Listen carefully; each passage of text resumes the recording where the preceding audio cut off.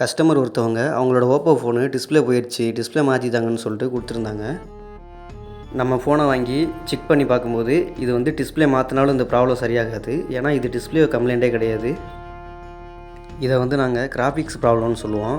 டிஸ்பிளேக்கு வர வேண்டிய கிராஃபிக்ஸ் வந்து ஒழுங்காக டிஸ்பிளேக்கு வந்து சேராதனால தான் இந்த ப்ராப்ளம். சிபியூலேருந்து டிஸ்பிளே கனெக்டருக்கு வரக்கூடிய லைன்ஸ் எல்லாமே கரெக்டாக இருக்கான்னு செக் பண்ணிக்கலாம்.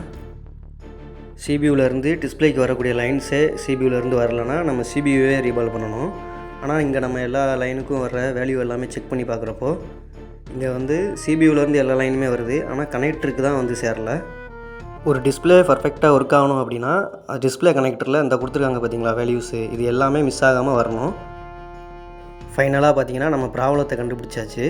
ப்ராப்ளம் என்னென்னு பார்த்தீங்கன்னா இந்த போர்டில் இருக்குது பார்த்தீங்களா, இந்த டிஸ்பிளே கனெக்டர், இதில் தான் நம்ம டிஸ்பிளே வந்து மாட்டுவோம். இதுதான் ப்ராப்ளம் அப்படின்றனால இதை நம்ம புதுசு சேஞ்ச் பண்ணிக்கலாம். ஓகே, நம்ம இப்போ ஃபைனலாக எல்லா ஒர்க்கும் முடிச்சாச்சு. போர்டில் இருக்கிற பழைய டிஸ்பிளே கனெக்டரை எடுத்துகிட்டு புது டிஸ்பிளே கனெக்டர் மாற்றிட்டோம். இப்போ நம்ம ஃபோனில் போட்டு ஆன் பண்ணி பார்த்துக்கலாம்.